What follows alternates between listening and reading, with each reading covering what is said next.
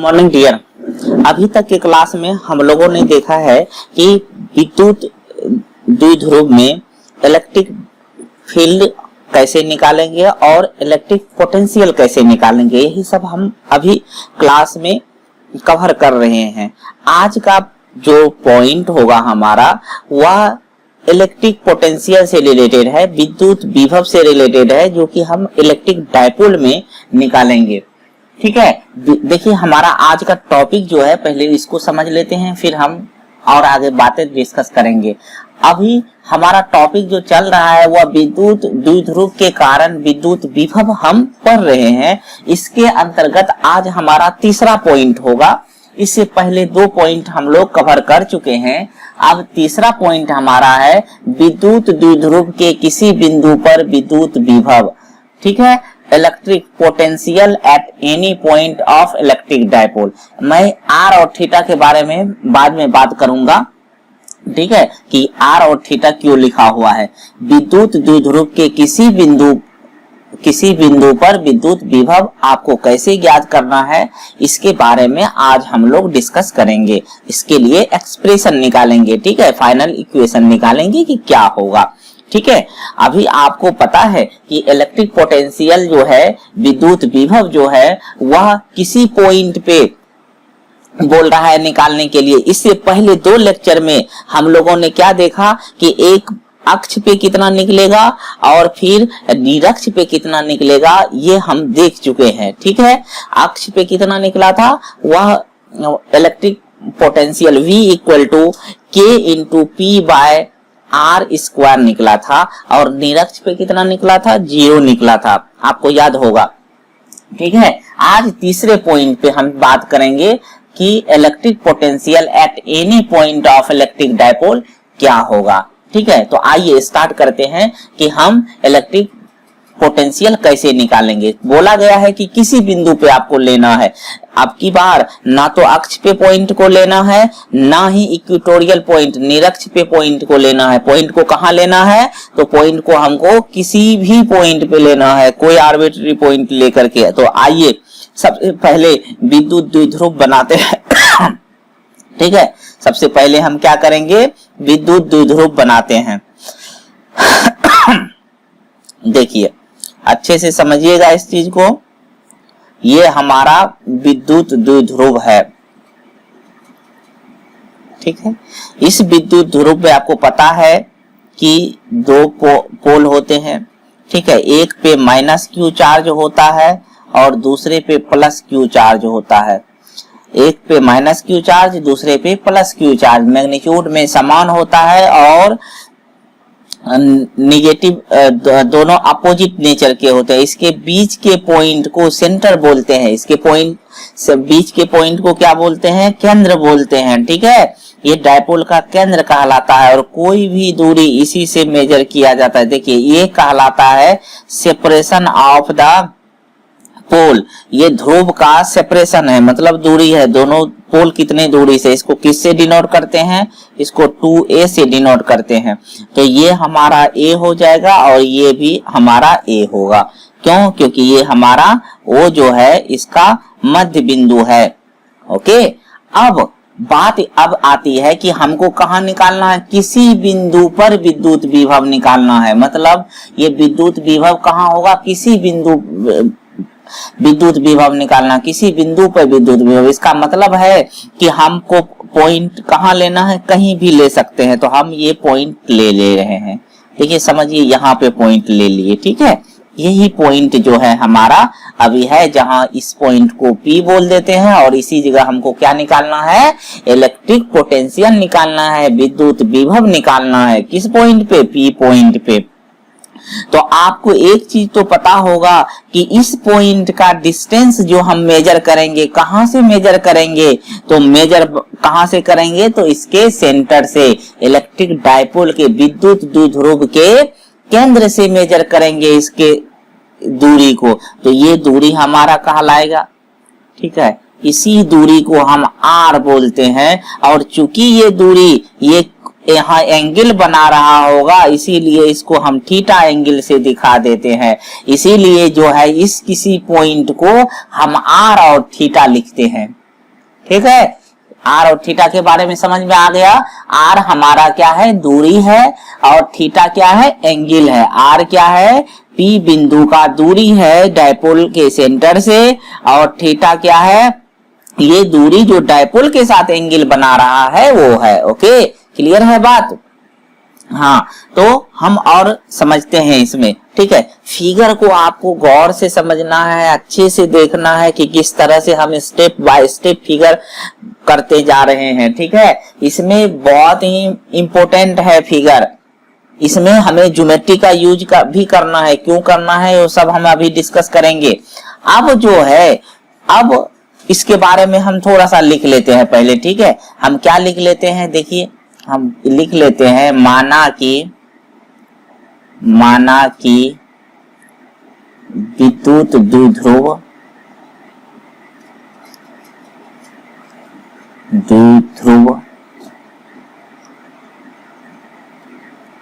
Dhruv A B है, जिसके पास minus Q और प्लस क्यू आवेश क्रमशः ए और बी बिंदु पर है,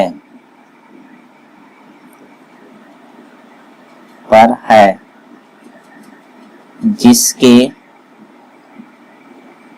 बीच की दूरी r, जिसके बीच की दूरी कितनी है, 2a है। पोल है ना, तो 2a है, r दूरी दूसरा है, ठीक है। कोई बिंदु P है, जिसका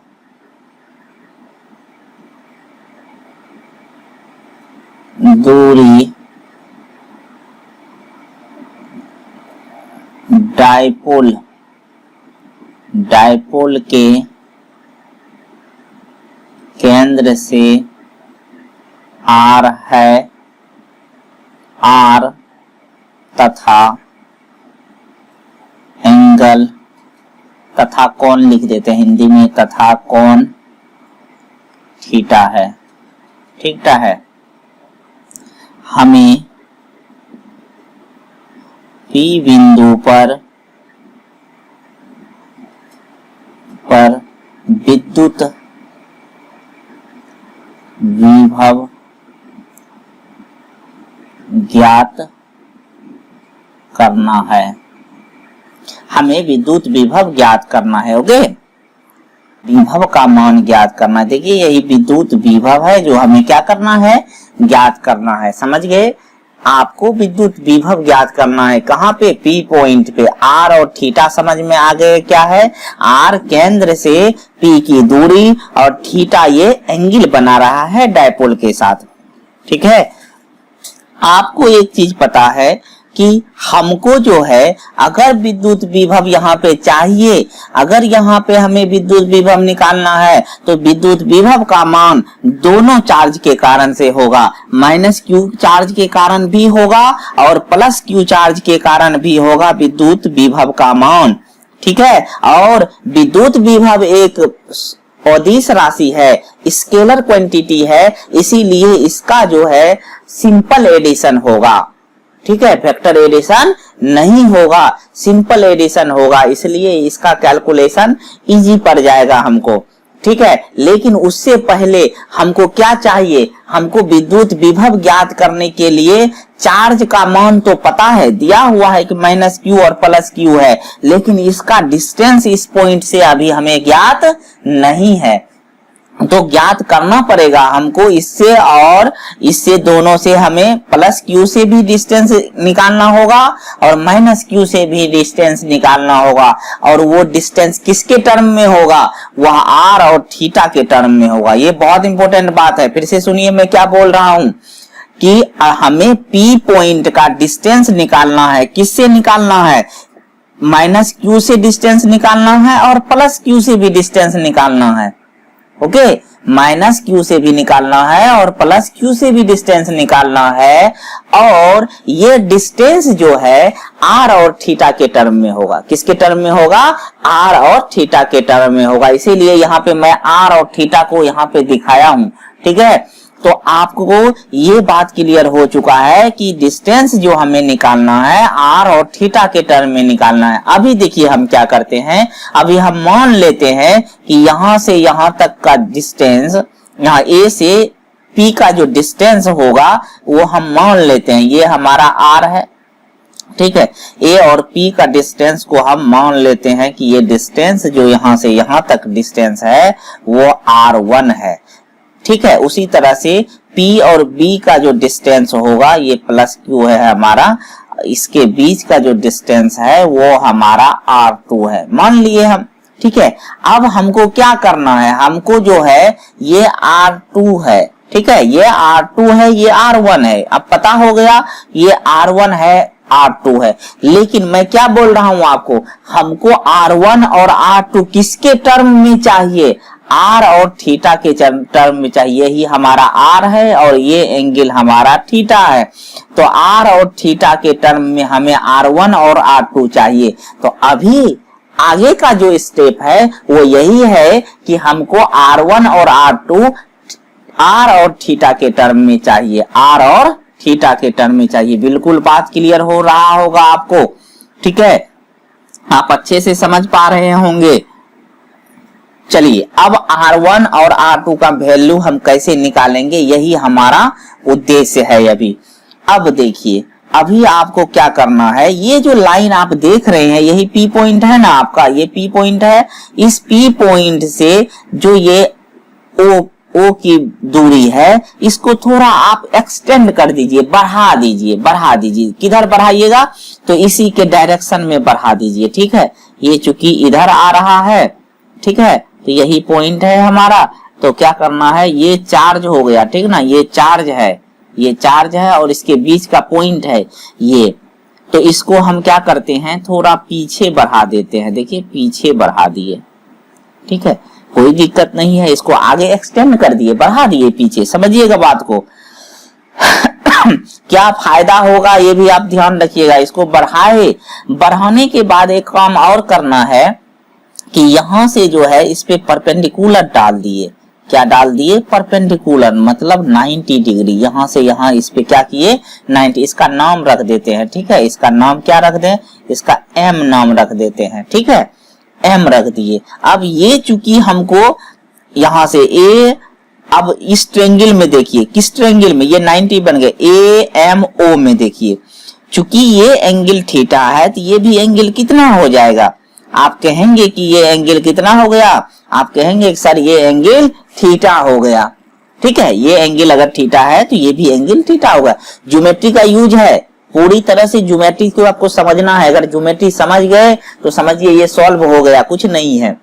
लेकिन ज्योमेट्री के बिना आप इसको कर नहीं पाएंगे, इसलिए ज्योमेट्री को ध्यान से समझिए, बहुत इजी है, ठीक है। अगर ज्योमेट्री समझ गए तो फिर ये आसान हो जाएगा आपके लिए। तो ज्योमेट्री पे पूरा ध्यान दीजिए कि किस तरह से हम कर रहे हैं, ठीक है। अभी हमने क्या किया है, P और O वाला जो ये लाइन था इसको एक्सटेंड कर दिए। इसके बाद अगला स्टेप में क्या किए कि हम A से इस एक्सटेंड किए हुए लाइन पे लंब डाल दिए, परपेंडिकुलर डाल दिए, तो ये हमारा पॉइंट M मिल गया। अब देखिए, अब आपको A और O पता है, A है, तो क्या आप M और O निकाल सकते हैं? बिल्कुल निकाल सकते हैं। तो देखिए इस ट्रायंगल को ध्यान से देखिएगा, लिखिएगा इन ट्रायंगल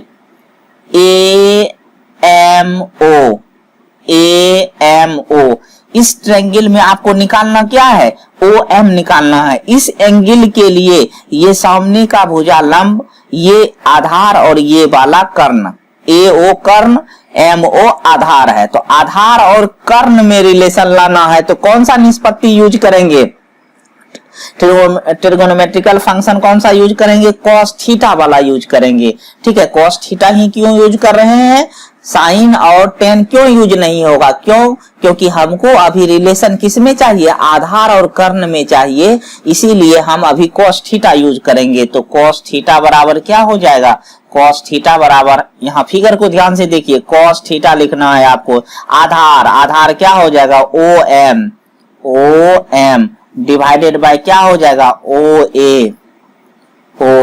तो OM बराबर कितना हो जाएगा, OM बराबर हो जाएगा OA का वैल्यू देखिए कितना हो जाएगा, OA का वैल्यू A हो जाएगा, तो A हो गया और ये मल्टीप्लाई हो जाएगा कितना, cos थीटा। तो OM बराबर A cos थीटा हो गया। अब एक और इम्पोर्टेंट बात सोचना है आपको, चूंकि ये वाला लाइन जो है और ये लाइन यहाँ M तक बराबर होगा, क्यों बराबर होगा, इसका वजह है कि A और O जो है काफी छोटा है, काफी पास पॉइंट है, इसीलिए ये लाइन जो है लगभग बराबर होगा। ये लाइन, कौन लाइन लिख रहा हूं यहाँ पे ध्यान से देखिएगा, ये लाइन में लिख रहा हूं AP बराबर PM और ये पॉइंट बराबर हो जाएगा। क्यों बराबर हो गया, क्योंकि ये जो है काफी स्मॉल होता है, ये काफी स्मॉल होता है, ध्यान दीजिए। ये दोनों पॉइंट बराबर इसलिए हो गया कि A जो है काफी छोटा होता है, तो ये पॉइंट पास हो जाएगा, तो क्या हो जाएगा, AP और PM बराबर हो जाएगा, AP और PM बराबर हो जाएगा। और AP को आप क्या दो भाग में तोड़ सकते हैं, देखिए इसको हम तोड़ सकते हैं PO प्लस OM कर सकते हैं, बिल्कुल कर सकते हैं। देखिए ध्यान से, इसको हम ऐसा लिख सकते हैं। अब देखिए AP का वैल्यू देखिए तो क्या है, AP का वैल्यू R1 है, हमको R1 ये मिल गया। और PO के बीच का दूरी कितना, R, और ये देखिए OM का value plus A cos theta, क्योंकि OM यहाँ निकाल चुके हैं, तो A cos थीटा हो गया। ये हमारा R1 का वैल्यू हो गया, किसका वैल्यू हो गया, हमको निकल गया, R1 का वैल्यू निकल गया, ठीक है। अब उद्देश्य क्या है, अगर अब दूसरा स्टेप में हमको R2 निकालना है, R2 फिर भी उसी तरह से निकालेंगे, कैसे, अब की बार यहाँ इसको एक्सटेंड करके किए थे, अब इसको जो है यहाँ से परपेंडिकुलर फिर डाल दीजिए, इस पे R2 निकालना है आपको, ध्यान दीजिए, वैसे ही निकलेगा, यहाँ से परपेंडिकुलर डाल दिए, जैसे ही यहाँ से परपेंडिकुलर आप डाले, इस पॉइंट को हम नाम दे देते हैं, यही हमारा R था, ठीक है, इसको यहाँ पे हम लिख रहे हैं R, और ये पॉइंट को का नाम इस बार N दे देते हैं। अब आप क्या लिखेंगे, अब की बार लिखेंगे इन ट्रायंगल, कौन सा ट्रायंगल, BNO में, इस ट्रायंगल में ध्यान से देखिए तो क्या हो रहा है, फिर आपको रिलेशन किस में लाना है, आधार, और ये एंगल थीटा है, तो आपको रिलेशन किस में लाना है, आधार। इसके लिए आधार कौन हो गया, ये हो, चूंकि ये 90 डिग्री है, इधर से दिखाइए इसको, ठीक है, इधर से ये एंगल 90 डिग्री है, तो ये इसके सामने का भुजा क्या हो गया, कर्ण हो गया, और ये इसके लिए आधार हो गया। तो यहाँ भी हमको क्या यूज करना है, cos थीटा करना है, तो cos थीटा बराबर क्या हो जाएगा, आधार यानी कि ON डिवाइडेड बाय क्या हो जाएगा, OB का वैल्यू पता है कितना होता है, A होता है, तो ON बराबर कितना हो जाएगा, OB का वैल्यू A है, तो A cos थीटा हो गया, ON का वैल्यू कितना हो गया, A cos थीटा। अब देखिए, अब आपको एक चीज समझना है, जैसे यहाँ से परपेंडिकुलर डाल दिए, तो अब ये लाइन और ये लाइन बराबर हो जाएगा, क्या हो जाएगा, बराबर हो जाएगा, और ये काफी पास भी पॉइंट है, इसीलिए ऐसा हो जाता है, ठीक है। और साथ में ये जैसे परपेंडिकुलर डाला गया, तो ये जो है लगभग बराबर हो जाता है, तो ये पॉइंट जैसे बराबर हो जाएगा, तो देखिए क्या हो जाएगा, R2 बराबर आपको क्या लिखना है, R2 यानी कि PB पॉइंट जो है किसके बराबर होगा, PN के बराबर होगा, PN के बराबर होगा। और PN को क्या लिख सकते हैं आप, देखिए PN को आपको R के टर्म में लिखना है, तो आप पीओ माइनस कर दीजिए, पूरे में से इतना घटा दीजिएगा तो इतना बचेगा। तो आप पूरे में पीओ में घटा दीजिए ओ एन को। जैसे घटाइएगा तो पीबी का वैल्यू R2 हो गया और पीओ का वैल्यू R हो गया और ओ एन का वैल्यू आप निकाल चुके हैं -a cos थीटा हो गया। तो R1 का भी वैल्यू मिल गया और R2 का भी वैल्यू मिल गया। अब हमारा काम आसान हो गया, ठीक है। अब हमको दूरी पता हो गया, तो इस जगह का जो पोटेंशियल होगा वो किसके कारण होगा, प्लस क्यू के कारण भी होगा और प्लस माइनस क्यू के कारण भी होगा। V plus Q plus V minus Q, इसी दोनों के कारण से होगा, ठीक है। इस बात को समझिए, टोटल पोटेंशियल इतना ही होगा हमारा, V plus Q plus V minus Q. अब हम निकाल लेते हैं, इसका वैल्यू निकाल लेते हैं और बस हमारा सॉल्यूशन आ जाएगा। देखिए अब यहाँ हम निकाल रहे हैं, अब क्या लिखेंगे, अब लिखेंगे पहले किसके कारण से लिख लें, तो पहले प्लस क्यू के कारण ही लिख लेते हैं। प्लस क्यू के कारण से जब आप लिखेंगे तो क्या लिखेंगे, देखिए प्लस क्यू के कारण से पहले लिख रहे हैं, तो प्लस क्यू आवेश के कारण P बिंदु पर विभव कितना होगा, इसको V प्लस क्यू से डिनोट किए हैं और ये होगा K into Q divided by R2। इसका दूरी कितना है, यहाँ से R2 है, तो R2 का वैल्यू आप निकाल चुके हैं, यहाँ वैल्यू पुट कर दीजिए तो कितना हो जाएगा, V प्लस क्यू बराबर K into Q divided by, value देखिए कितना हो जाएगा, R minus a cos theta. ये हमारा, इसको हम इक्वेशन फर्स्ट मान लेते हैं। अब माइनस क्यू के कारण से निकाल लीजिए, देखिए ठीक है, इसको ऐसे घेर रहे हैं अभी। अब माइनस क्यू के कारण से निकाल लीजिए, माइनस क्यू आवेश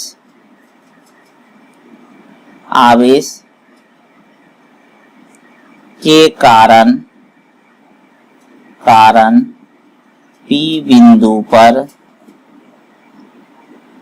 विभव, बोलिए कितना हो जाएगा, V माइनस क्यू और V माइनस क्यू बराबर कितना लिखेंगे, V माइनस क्यू का जो वैल्यू होगा, V माइनस क्यू का जो वैल्यू होगा वह K into minus Q divided by, आपको याद कीजिए मैंने बताया था कि पोटेंशियल का फॉर्मूला लिखने के लिए प्रॉपर साइन के साथ यूज करना है। अगर माइनस क्यू यूज हुआ है, माइनस का कारण से लिखना है तो फॉर्मूला में माइनस भी आएगा। तो यहाँ क्या हो जाएगा, B माइनस क्यू के कारण से K into minus Q divided by कितना, R1 हो जाएगा। कितना होगा, R1।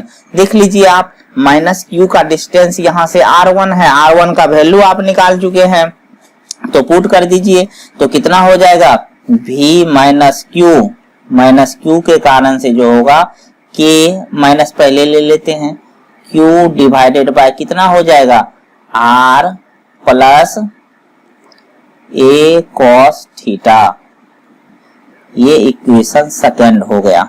Minus q equal to minus k q r plus a cos theta, ये पहला इक्वेशन और ये दूसरा इक्वेशन, दोनों को जोड़ दीजिए, यही हमारा क्या हो जाएगा, यही कुल विभव हो जाएगा, यही हमारा कुल विभव हो जाएगा। ठीक है, तो अभी क्या निकल गया हमको, इक्वेशन फर्स्ट और इक्वेशन सेकंड। आप आगे क्या करना है, दोनों को कुल निकालने के लिए, नेट पोटेंशियल निकालने के लिए दोनों को जोड़ देना है और फिर वही हमारा क्या होगा, फाइनल एक्सप्रेशन होगा। ठीक है, तो आइए इसको पहले आप नोट डाउन कर लीजिए, फिर हम और आगे लिखेंगे। ठीक है, आप इसको पहले नोट डाउन कीजिए।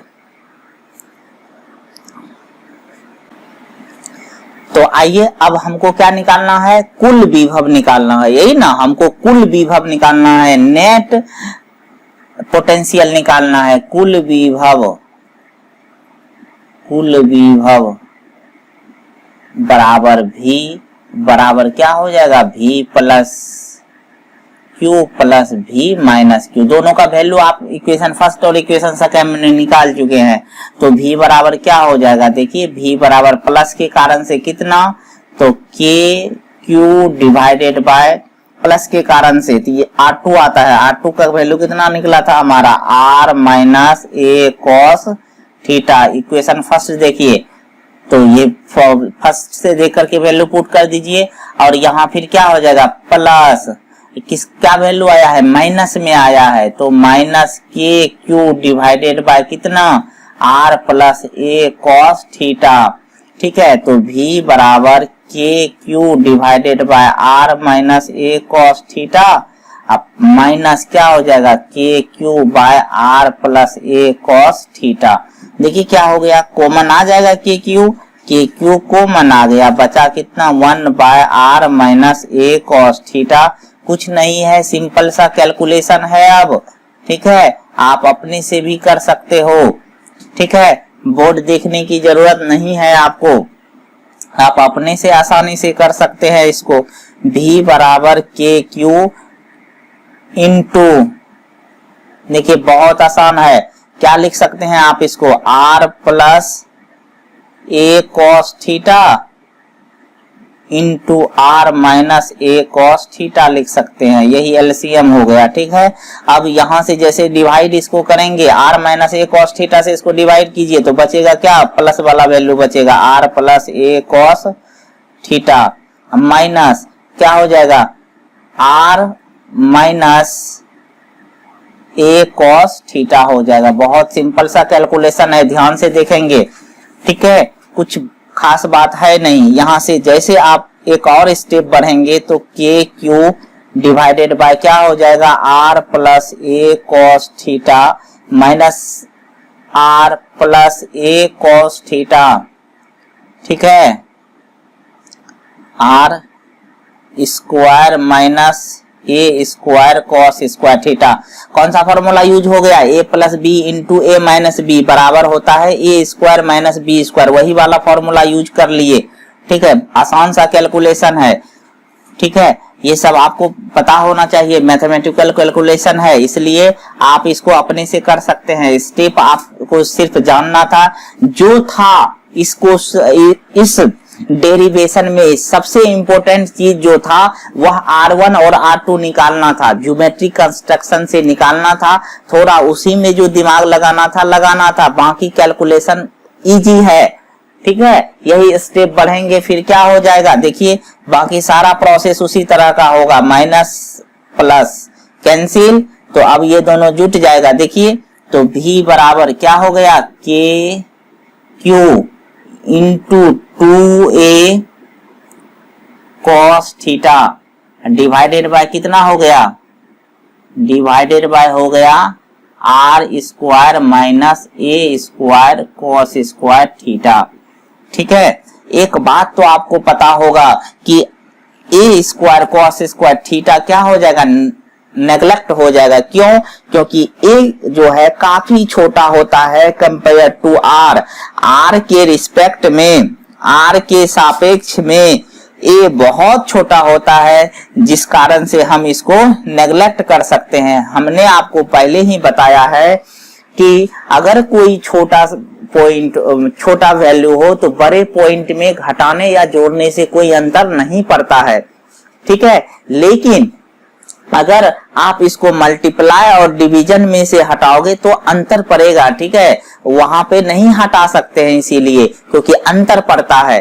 ठीक है, एक अगर कहीं आप ऐसे समझिए इसको कि समुद्र से एक बाल्टी पानी अगर कोई निकाल ले या समुद्र में एक बाल्टी पानी डाल दे तो कोई अंतर नहीं पड़ेगा समुद्र में। ठीक है, लेकिन यहाँ पे क्या वही बात समझना था हमें कि अगर कोई बहुत बड़ा वैल्यू है, छोटे वैल्यू को घटाने या जोड़ने से कोई अंतर नहीं पड़ता है, लेकिन छोटे वैल्यू के गुना और भाग करने से अंतर पड़ता है। इसीलिए गुना और भाग में हम छोटे वैल्यू को नहीं हटा सकते हैं, लेकिन क्या माइनस वाले या प्लस वाले केस में हटा सकते हैं। तो इस वैल्यू यहाँ क्या कंडीशन हो गया कि r जो है वह काफी बड़ा होता है, r ग्रेटर देन किससे, a से, तो हम इसको क्या कर सकते हैं, नेगलेक्ट कर सकते हैं, जीरो कर सकते हैं। तो देखिए क्या हो गया, यहाँ आपको मिल गया कि v इक्वल टू जो है कितना हो जाएगा। देखिए मैं यहाँ लिख रहा हूँ, थोड़ा इधर लिख रहा हूँ, ठीक है, इस वाले में। तो v इक्वल टू कितना हो गया, v इक्वल टू आपको कितना हो जाएगा, k q। अब यहाँ एक और चीज देखिए, q इंटू 2a को क्या लिख सकते हैं, इसको हम इलेक्ट्रिक डायपोल मोमेंट लिख सकते हैं। q इंटू 2a को cos थीटा डिवाइडेड बाय क्या हो जाएगा, r स्क्वायर। फाइनल एक्सप्रेशन क्या हो गया, v equal to k into p cos theta by r square. यही हमारा फाइनल एक्सप्रेशन निकल गया, ठीक है, यही निकालना था हमको। समझ गए बात। यही इक्वेशन जो है v equal to k into p cos theta by r square निकल गया। और आपको क्या पता हो गया, r क्या है, पॉइंट का दूरी है, थीटा क्या है, एंगल है। यह कहाँ निकला है, ये विद्युत विभव है, ये विद्युत विभव है। r क्या है, r डिस्टेंस है, डिस्टेंस है। थीटा इक्वल टू क्या हो जाएगा, थीटा एंगल है, ठीक है। तो ये हमारा फाइनल एक्सप्रेशन निकल गया कि v equal to k into p cos theta divided by r square होता है।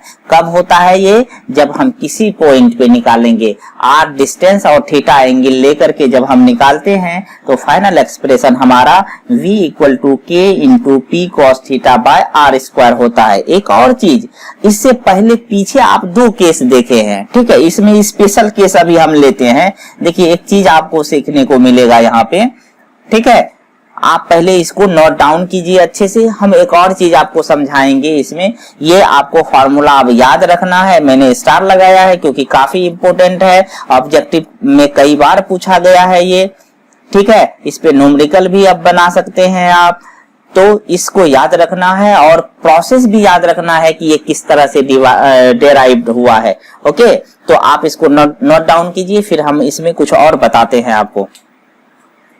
आप देखें कि कुल विभव जो निकल के आया वो हमको k इंटू पी, हमको क्या निकल के आया, इस तरह से निकल करके आया है। अभी आपने क्या देखा, अभी आपने देखा कि v equal to k p by P cos theta by r square निकल करके आया। यही फॉर्मूला निकल करके आया है, ठीक है। इस फॉर्मूले को आपको याद रखनी है, ठीक है।